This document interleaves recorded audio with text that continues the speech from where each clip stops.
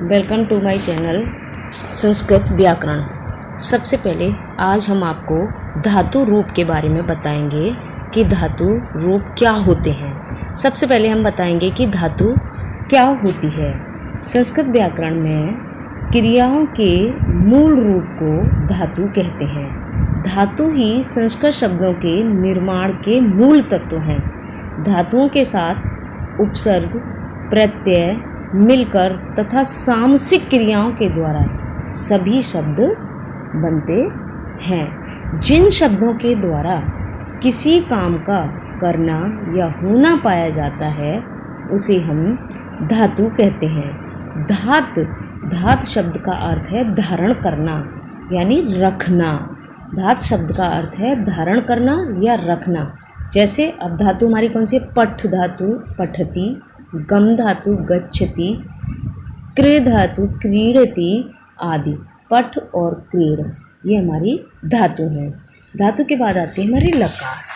व्याकरण में वाक्य प्रयोग होने वाली क्रिया के काल को या वृत्ति को लकार कहते हैं। लकार काल यानी समय।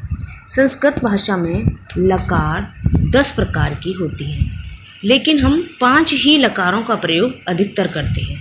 संस्कृत में हम 5 ही लकारों का प्रयोग करते हैं। और पुरुष, संस्कृत भाषा में 3 पुरुष होते हैं। जैसा कि हमने पुरुष के बारे में आपको पहले भी बताया था, पहली वीडियो में पिछली। प्रथम पुरुष, मध्यम पुरुष और उत्तम पुरुष। उसके बाद हमारे आते हैं वचन। वचन भी हमने पिछली वीडियो में बताया था कि संस्कृत भाषा में 3 वचन होते हैं। एक वचन, द्विवचन और हमारा बहुवचन। संस्कृत भाषा में हमारे 3 वचन होते हैं। धातु रूप वचन व पुरुष के अनुसार बनते हैं।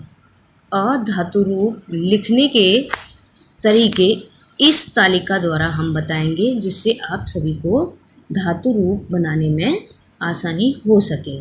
सबसे पहले 5 धातुएं निम्न प्रकार हैं। लट लकार, लट लकार को हम कहते हैं वर्तमान काल। लृट लकार, इसे कहते हैं हम भविष्यत काल। लंग लकार, इसे कहते हैं हम भूतकाल। अब हमारी चौथे नंबर की आती है लोट लकार, आज्ञार्थक, जो आज्ञा के रूप में बोली जाती है। लोट, लोट यानी आज्ञा दी जा रही है हमको कि लेट जा, तो ये हो गया हमारा आज्ञार्थक वाक्य। फिर हमारा आता है 5वां विधिलिंग, चाहिए के अर्थ में। इस प्रकार हमारी 5 तरह के लकार हो गए। लट लकार वर्तमान काल, लृट लकार भविष्यत काल, लंग लकार भूतकाल, लोट लकार आज्ञार्थक वाक्य और विधिलिंग हमारा चाहिए के अर्थ में। सबसे पहले अब हम आपको लट लकार और वर्तमान काल के चिन्ह बताएंगे, जिसके द्वारा हम हर धातु के रूप बहुत ही आसानी से बना सकते हैं। ये आपको चिन्ह याद करने होंगे। ये चिन्ह जब आपको याद हो जाएंगे तो फिर किसी भी तरह की धातु का रूप आएगा आप आसानी से बना सकेंगे। तो लट लकार वर्तमान काल में, लट लकार वर्तमान काल में हम सबसे पहले आपको रूप बताएंगे। तो प्रथम पुरुष, प्रथम पुरुष के एक वचन में हमारा एक वचन में आता है ति, द्विवचन में आता है तह, बहुवचन में आता है अंति। मध्यम पुरुष के एक वचन में आता है सि, द्विवचन में आता है थ, बहुवचन में आता है थ। उत्तम पुरुष के एक वचन में आता है आमि, द्विवचन में आता है आवह, बहुवचन में आता है आमः। अब जैसे हमारी धातु है पठ, पठ धातु है हमारी, और पठ धातु में हमने एक वचन में ती लगा दिया,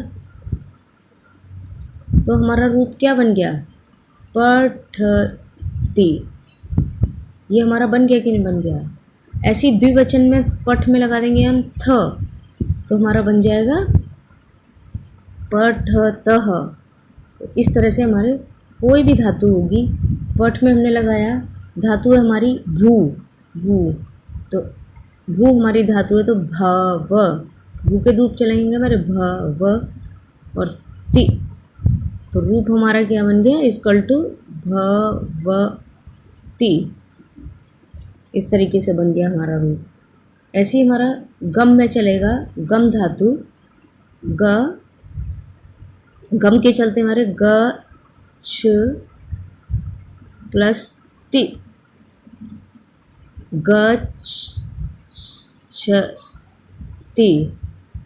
इस तरीके से हमारे धातु हमारी कोई भी होगी और चिन्ह हमारे यही होंगे और सारे हमारे रूप बन जाएंगे। जैसे अब हमने पठ में लगाया, पठ में हमने लगाया तो हमारा चला एक वचन में पठति, पठतः, पठन्ति, पठसि, पठथः, पठत, पठामि, पठावः, पठामः।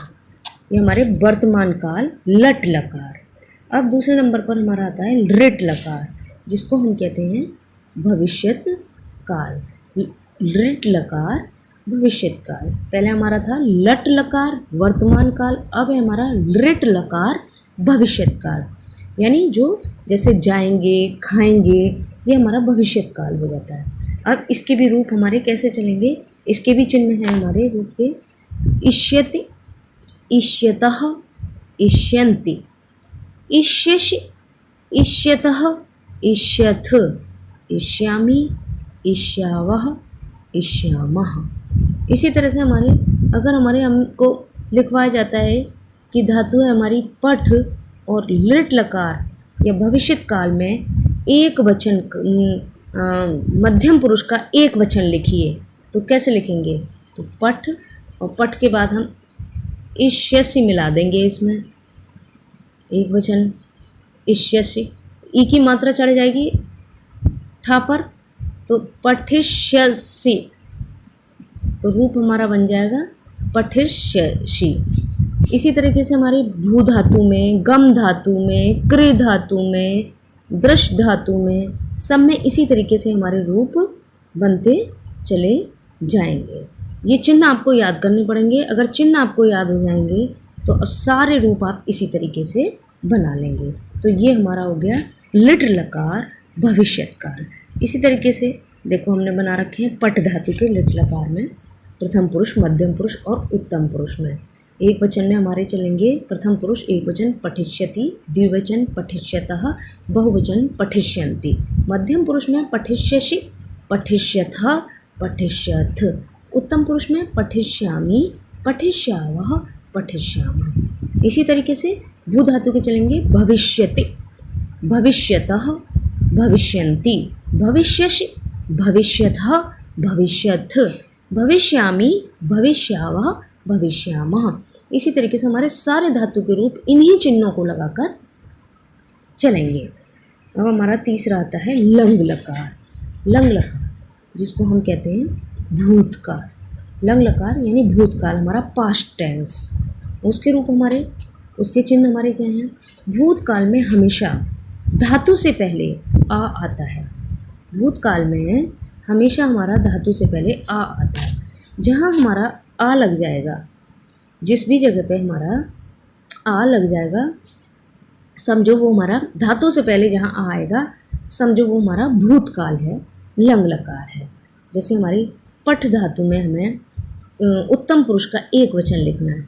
पठ धातु में उत्तम पुरुष एक वचन लिखना है, तो हम कैसे लिखेंगे? माँ तो हमारा है ही है, आ पहले लगा लेंगे, प ठ म, यानी भूतकाल में हमारा धातु से पहले आ शब्द जुड़ता है। ये हमारे भूतकाल की पहचान है। ऐसे ही सारी धातुओं में ये लगेगा। तो अब हमारा अ और उसके बाद ता, पहला चिन्ह है अ ताम, अ न, ये आएगा हमारा ना, यहाँ पर है हमारा ना वर्ड, आ प्लस ना।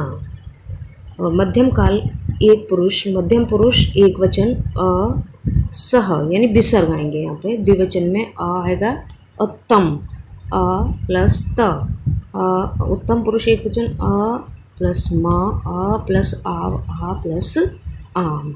जैसा कि अब ये देखो पट धातु में हमारा हमने लगा रखा है। पट धातु में प्रथम पुरुष एक वचन अपठत, अपठताम, अपठन, अपठ, अपठतम, अपठत, अपठम, अपठाव, अपठाम।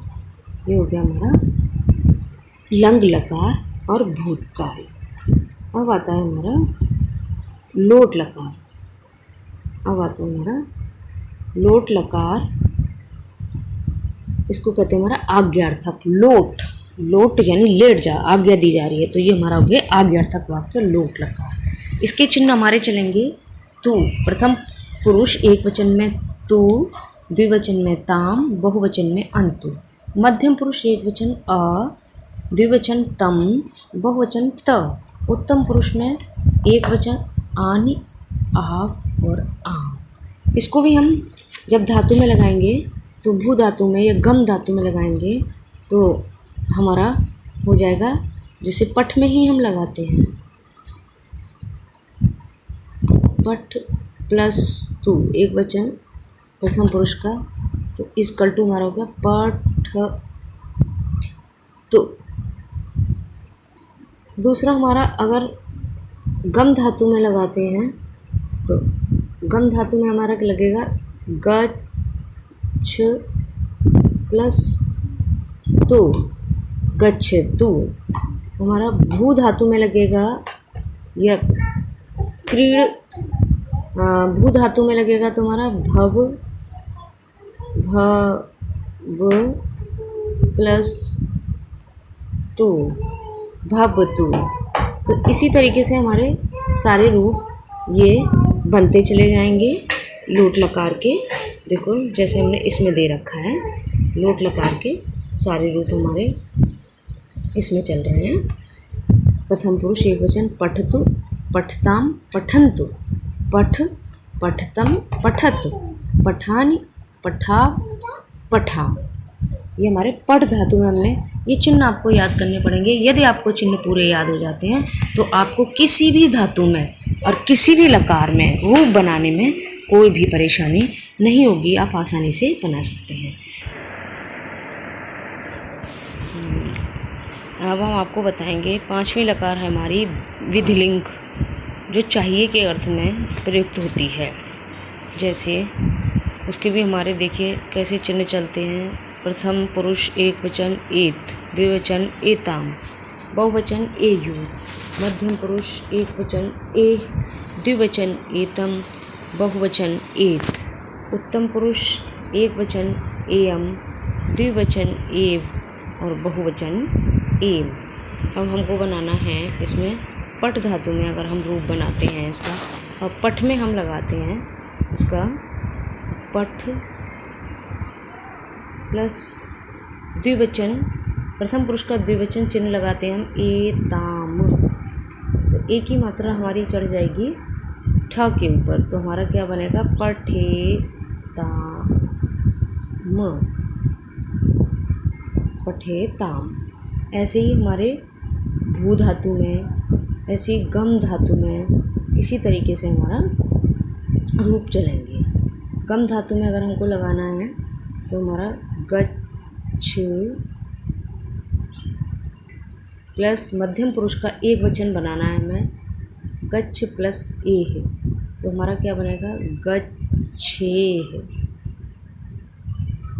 सारी धातु में इसी प्रकार हमारे रूप, इसके विधिलिंग के सारे रूप हमारे इसी प्रकार से चलेंगे। यदि हम ये सारे चिन्हों को याद कर लेंगे अच्छे से तो हमें कोई परेशानी नहीं होगी और हम आसानी से किसी भी धातु के रूप बना सकते हैं। देखिए अब विधिलिंग में हमने रूप बनाए हैं।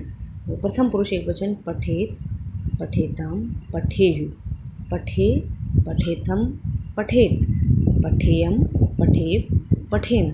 ऐसी जब हम बहु धातु में लगाएंगे तो भवेत, भवेताम, भवेयुः, भवे, भवेतम, भवेत, भवेयम, भवेव, भवेम। ऐसी उसमें लगाएंगे हम गम धातु में गच्छेत, गच्छेताम, गच्छेयुः, गच्छेः, गच्छेथम, गच्छेत, गच्छेयम, गच्छेव, गच्छेम। कोई भी धातु है आपकी, कोई भी धातु होगी, क्रीड़ में होगी, क्रीड़ में भी ऐसे ही लगेगा, गम में लगेगा, दृश्य में लगेगा, सारी धातुएं इसी तरीके से हमारी चलेंगी। तो आपको ये रूप के जो चिन्ह हैं ये याद करने अनिवार्य हैं। यदि ये याद हो जाएंगे तो धातु में इनको चिन्हों को लगा कर रूप आसानी से बनते चले जाएंगे। इस तरीके से सभी धातु के रूप तैयार किए जा सकते हैं। कुछ धातु के रूप ना बदल जाते हैं लिखने में। जैसे अब हमारी है दृश्य धातु, दृश्य चलेंगे हमारे द्रक्ष के, द्रक्ष्यति द्रक्ष्यते द्रक्ष्यन्ति। पा के चलेंगे पास्यति पास्यते पाक्ष्यन्ति। गम के भविष्य काल में चलेंगे गमिष्यति गमिष्यतः गमिष्यन्ति। गम में ही चलेंगे, इसके बदले नहीं जाएंगे इसके, लेकिन इसके वर्तमान काल और कालों में बदल जाएंगे। जैसे गच्छ, गम के हमारे गच्छ के रूप में चलेंगे गच्छति गच्छते, लेकिन भविष्य रूप में हमारे गमिष्यति गमिष्यते ही चलेंगे। पा हमारा वर्तमान काल लट लकार में, लोट लकार में पिव के रूप में चलेंगे।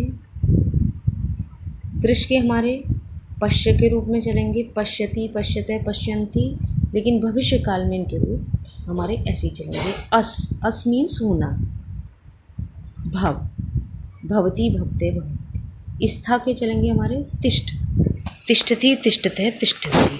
तो कुछ धातुएं ऐसी होती हैं जिनके हमारे वर्तमान काल में कुछ और रूप चलेंगे और भविष्य काल में वो धातु के रूप में ही चलेंगे।